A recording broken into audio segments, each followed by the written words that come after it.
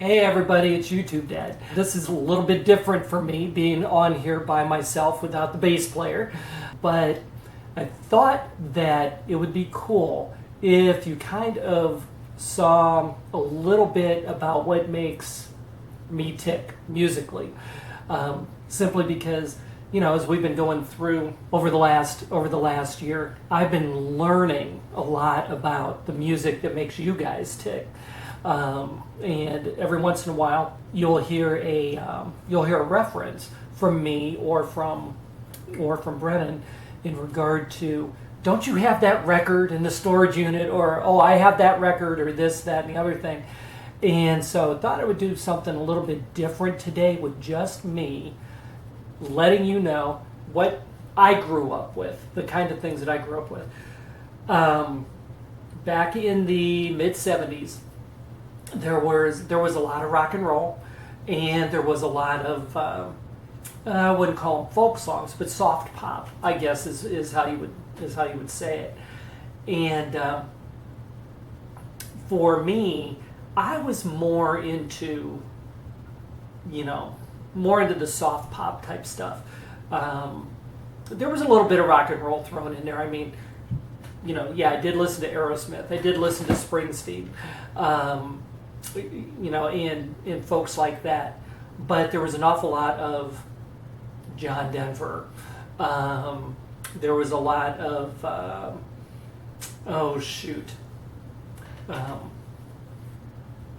lot of the group that I'm talking about today, which is going to be Bread, group by the name of Bread. And a story that Brennan always likes me to tell is what was going on August 22nd of 1977.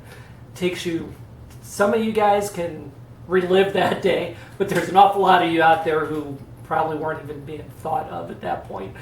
But August 22nd of 1977, I was working in a tuck shop in Cuyahoga Falls, Ohio, and there was absolutely nothing going on. It was completely dead. And my phone rings, and a voice on the other end of the line says, "Hey, I need a tuxedo for tonight, or at least a tux jacket, and is that possible? And I need it delivered." And, well, where do you need it delivered to? Out at Blossom Music Center. I said, there's absolutely no way. Number one, we can't, I can't have you in here, get it sized, and get it out to you that quickly, because they only gave me like 2 hours to do this, 2.5 hours, and that they wanted this done. So I said, I told them, hey, unless you're the Pope or, the President of the United States, it isn't going to happen. And the guy says, no, listen, man, my name's David Gates. I'm the lead singer for Bread, and I need this tuxedo or a tuxedo jacket for my roadie, who's going to come out and announce us. We thought it would be cool if he was wearing a tux, or at least a tux jacket. And I said, who is this again? He said, my name's David Gates. I'm the lead singer from Bread. And I said, yeah, my name's Charlie. And he goes, no, really? My name is David Gates. I'm the lead singer for Bread. And I said, yeah, really? My name's Charlie. And he's laughing and I'm laughing. And I said, okay, how big is this guy? He tells me. I said, let me see if I have anything that's just hanging on the sample rack. And there was a jacket that was sitting over there that had been sitting there for years. It had dust all over it and everything, but it was a nice black tailed tuxedo jacket. So at this point, I said, yeah, I think it'll fit this guy, and we'll do our best to get it out to you. He says, fantastic. If you would, please go ahead and have somebody get it out here. I'll leave you some tickets to the show as well out at the will call. So if you can go ahead and shut up your store at some point, you can come out and see us. That would be fantastic. So I called a guy who worked for me, who was a senior in high school. His name was Steve, and asked if he and his girlfriend would like to go to the concert. He's like, yeah, sure, that would be great. Well, there's only one catch. You have to get a ride out there, you have to deliver a tuxedo to David Gates. And of course, I had to go through the whole story with him. He comes, they pick up the jacket, they go running out to the concert.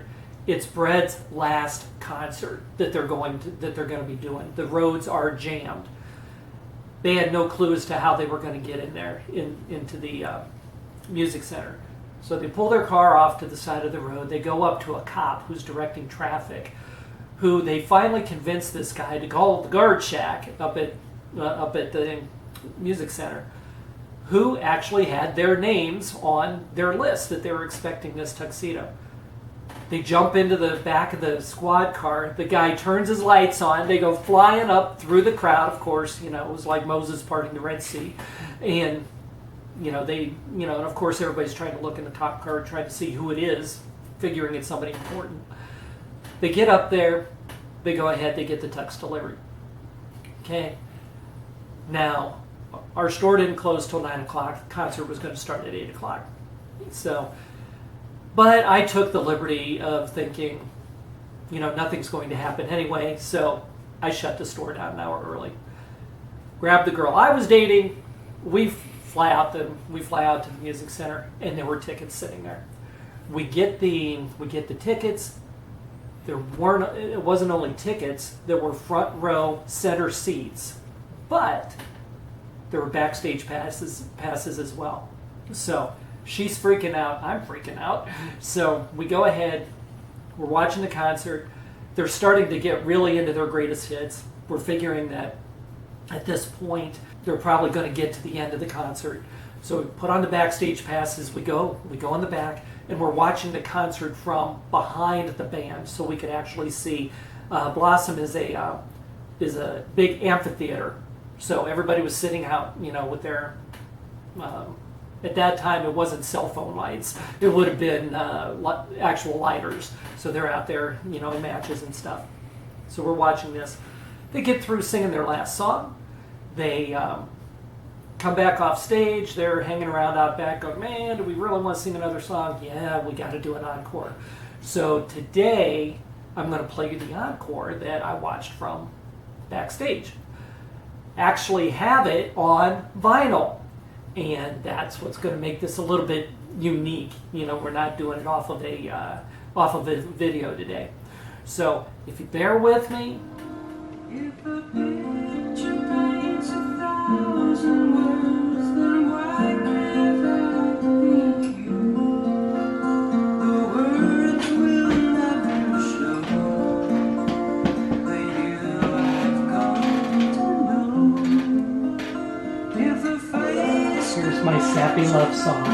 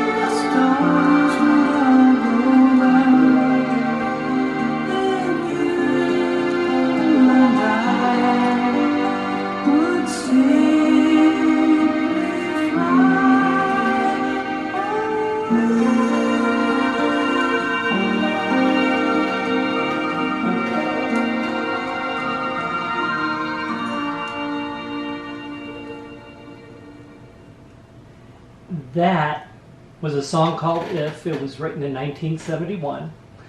That was David Gates. obviously. And, you know, and again, that was the last song that was played at Blossom Music Center. And that was, again, August 22nd, 1977. There is the majority of the story. Now, there was an after party, I will tell you. And as far as the after party went, I never got the tux jacket back. Just to let everybody know. Never got it back. However, they said, you want to talk to that guy over there, he'll take care of you. Guy wrote a $400 check for a $75 tux jacket, and everybody in the end was happy. So I hope you enjoyed this first time outing. If you want to hear more, if you want to hear more records and whatnot, please let me know. And everybody, until next time, have a great day.